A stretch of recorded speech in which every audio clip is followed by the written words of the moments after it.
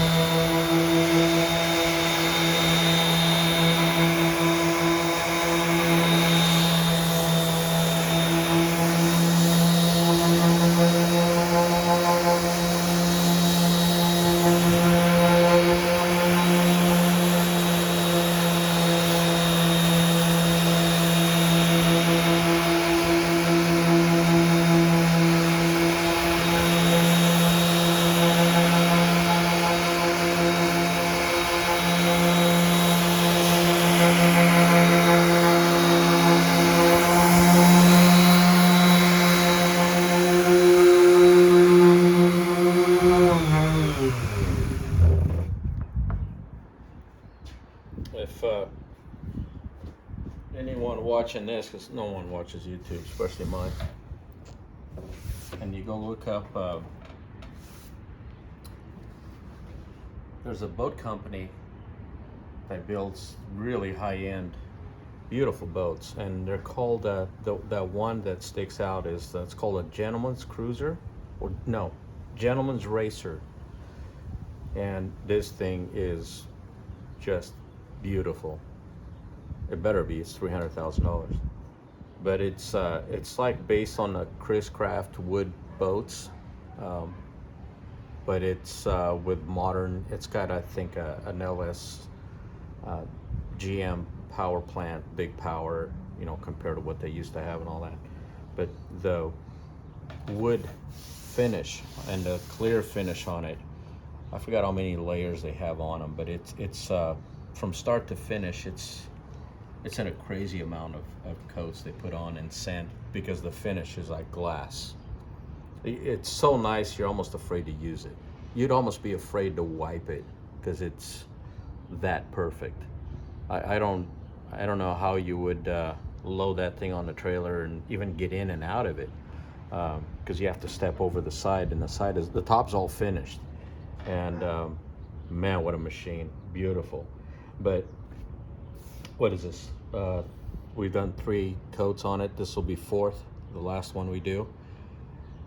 This would be the beginning stages of what they do. We're about to finish. They haven't even started, because I think if I'm not mistaken, it's like 17 or 20 some layers of this stuff sanded in between, and it is flawless. You almost just want to leave this thing in a warehouse with a climate control. And they build them, Washington, I think it is. That's where a lot of wood boats are built up there, because of the vintage stuff. for one, that's where all the trees are. They have access to that, but also the climate. It's a wood boat. I don't know how well those things would do in Arizona right now at 120 degrees. Probably not good. You got to have some type of moisture because it is wood. Just like this, that's why I wanted to put an umbrella, because it's going to get heat, and this is going to change with that. So we got off track here, but yeah, I think it started off with the sanding. And if anyone is watching my channels, which probably, I don't think anybody even knows what YouTube is. A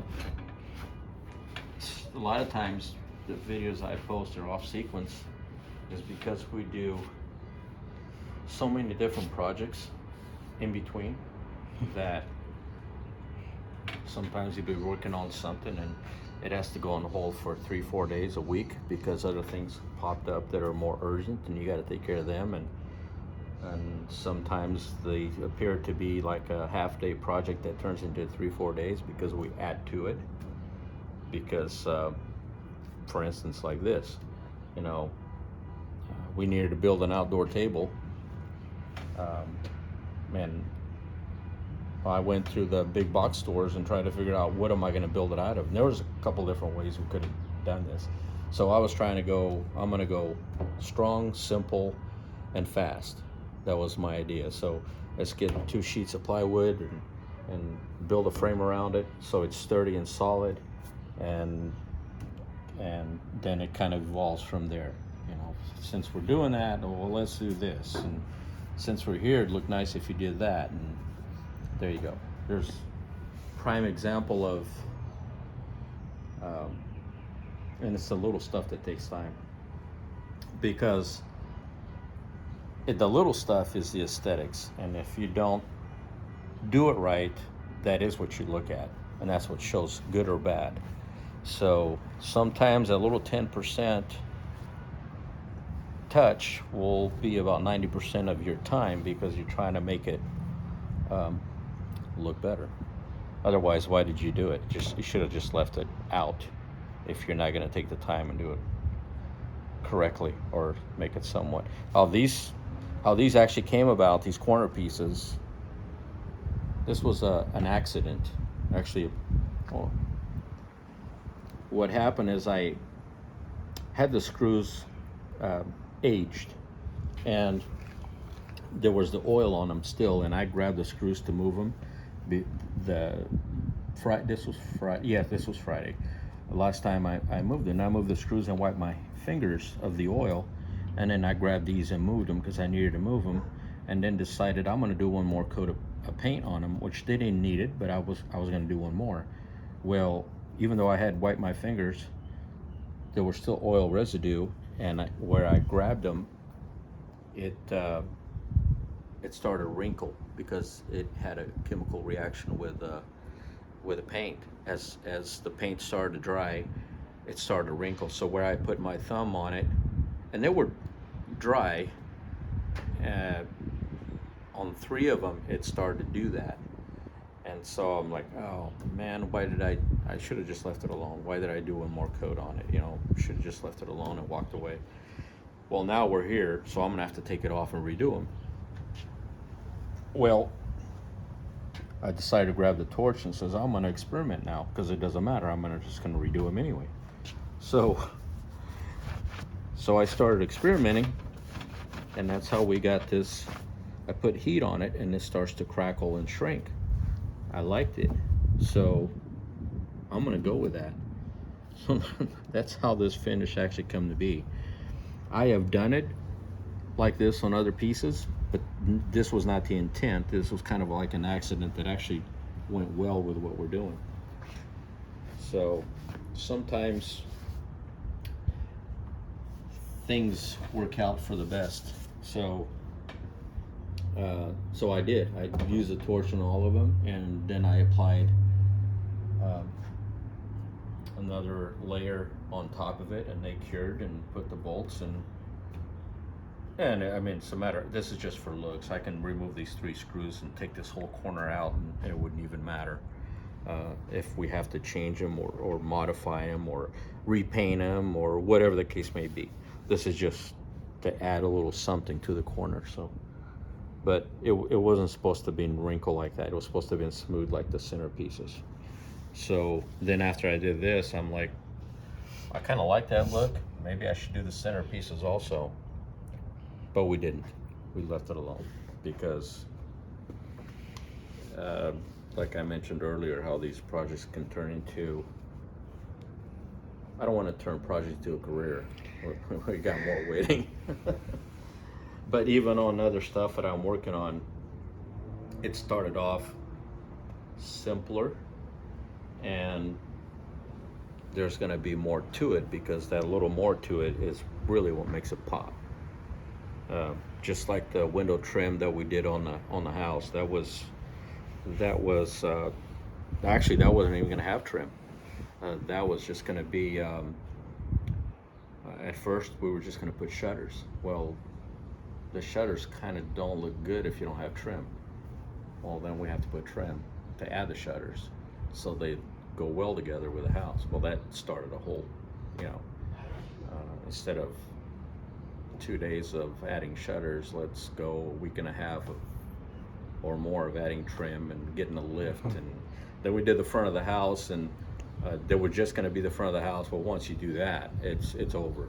You got to do the rest, and just how things progress. But it's like and that principle applies for everything. Whether you're working on muscle cars or old cars or a house or whatever, as soon as you make that one decision to really improve on it or make it that much better, everything else has to follow, because they all have to work together. So and I've been in the housing construction trade pretty much my entire adult life, and I would see that with homeowners that made a decision to have, for instance, they want a 10-foot wall, so they want a 10-foot flat ceiling, not realizing that that decision just changed their whole budget. So they would go over the budget right away, because yes, you have not so much on the framing, on the studs, but now all your inside trim has to